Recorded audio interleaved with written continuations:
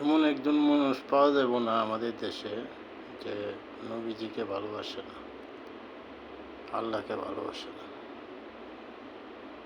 মুসলমান যারা দাবি করে, তো আল্লাহকে ভালোবাসলে, নবীজিকে ভালোবাসলে, নবীজির জিন্দিগিটা এত এত যুদ্ধ করছেন, তাইফের যুদ্ধ, হুদের যুদ্ধ, বদরের যুদ্ধ, শুধু একমাত্র দিন প্রচার করার জন্য। আর তার বিরোধিতা করছে কারা?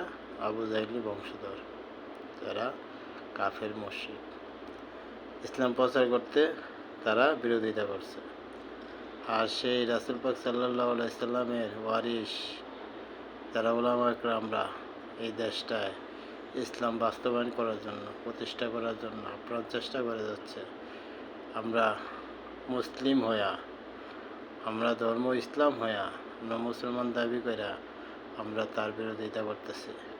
তাইলে যে বিরোধিতা রাসূল পাক সাল্লাল্লাহু আলাইহি সাল্লামের জামানায় যারা করছে, তারা ছিল আবু জাহলের বংশধর, কাফেরের দল।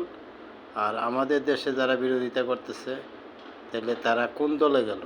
ইসলামের বিরোধিতা করলে ইসলাম তো সবার, আমরা মুসলমান দাবি করি। আর বিরোধিতা করলে এখন রাসূল পাক সাল্লাল্লাহু আলাইহি সাল্লামের বিরোধিতা করলাম, কাফেরদের সাথে হাত মিলাইলাম, তাদের সঙ্গ দিলাম। এজন্য ভাই, আমরা মুসলমান দাবি করি, আমাদের ইসলাম ধর্ম আমাদের ধর্ম। এজন্য ইসলামের পক্ষে থাকতে হইব, ইসলামকে আমাদের হয়ে কাজ করতে হইব, ইসলামকে ভোট দিতে হইব। আমাদের দেশটা যেন ইসলামী রাষ্ট্র হয়, কোরআন আইন শাসন হয় এবং আল্লাহর জমিন আল্লাহর কথাই চলবে, এটাই আল্লাহ চায়, আমরাও যেন চাই। আর তাইলে আমরা মুসলমান, হাকিকতে মুসলমান থাকব। নাইলে ভাই, আমাদের মুসলমানের খাতায় আল্লাহর খাতার থেকে নাম উঠে যাবে।